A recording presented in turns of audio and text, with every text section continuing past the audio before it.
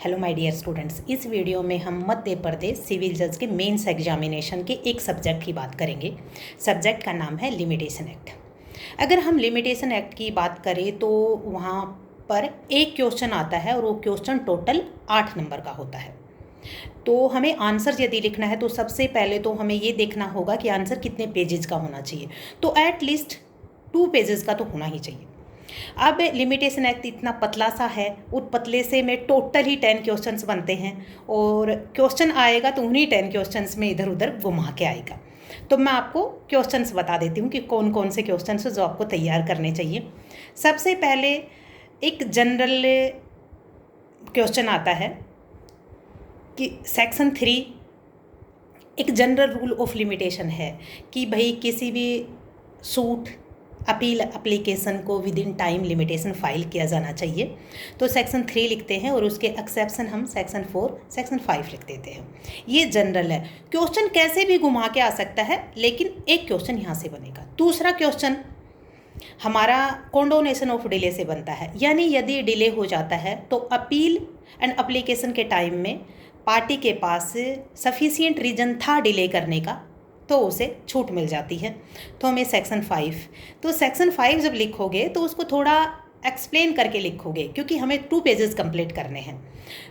तो हमें सेक्शन 5 थोड़ा इंट्रोडक्शन लिखेंगे तो जनरल बात लिख देंगे कि with in time limitation file किया जाना चाहिए। तो सेक्शन 3 में जो दे रखा है उसको 3 या 4 लाइन में एज ए इंट्रोडक्शन, फिर उसके बाद सेक्शन 5 लिख देंगे। सेक्शन 5 को भी बाइफरकेट करके लिखेंगे कि किस पर अप्लाई होता है, किस पर अप्लाई नहीं होता है। फिर वो सफिशिएंट रीजन को एक्सप्लेन कर देंगे।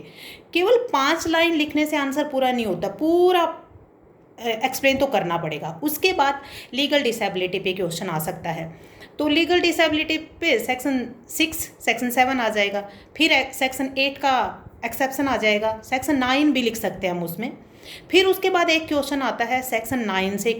एक बार टाइम शुरू हो गया तो कोई भी डिसेबिलिटी उसको रोक नहीं सकती, वहाँ से क्वेश्चन आ जाता है। तो सेक्शन 9 को अच्छे से बाइफरकेट करके लिखो क्योंकि 2 पेजेस लिखने हैं यहाँ पर भी हमें। सेक्शन 9 को जब लिख रहे हो तो हम उसमें सेक्शन 6 सेक्शन 7 का भी हम हवाला दे सकते हैं, सेक्शन 8 का भी दे सकते हैं, ठीक है। फिर उसके बाद कंप्यूटेशन ऑफ टाइम की अगर बात आती है तो सेक्शन 12 से लेकर सेक्शन 24 को हम सेक्शन 3 के साथ मिलाकर लिख सकते हैं। फिर एक्सक्लूजन ऑफ टाइम पर क्वेश्चन आता है, बार बार आता है, तो सेक्शन 12 से लेकर सेक्शन 15 तक हमें लिखना है।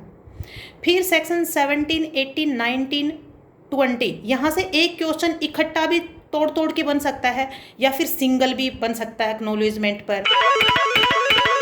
उसके बाद हम ये करें बात, अगला क्वेश्चन सेक्शन 25 सेक्शन 26 से। एक क्वेश्चन सेक्शन 27 से बनता है। सेक्शन 27 को याद रखना, सेक्शन 3 के एक्सेप्शन में भी लिखना है, ठीक है।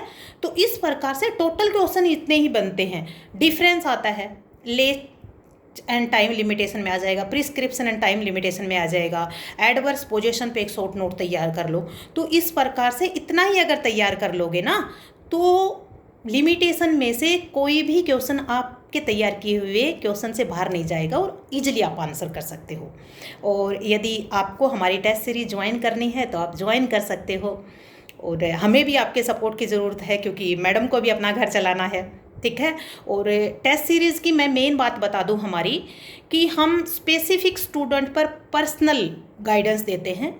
और पर्सनल गाइडेंस सिर्फ एक पेपर पे ही नहीं देते, हम हर क्वेश्चन पे पर्सनल गाइडेंस करते हैं उसको और स्पेसिफिक उसको आंसर का फॉर्मेट बताते हैं, फिर उस पर सुधार करवाते हैं, फिर उनसे भी दोबारा भी लिखवाते हैं। तो आप यदि हमारी टेस्ट सीरीज ज्वाइन करना चाहते हो तो ज्वाइन करके देखिए, आपको पक्का फ़ायदा मिलेगा।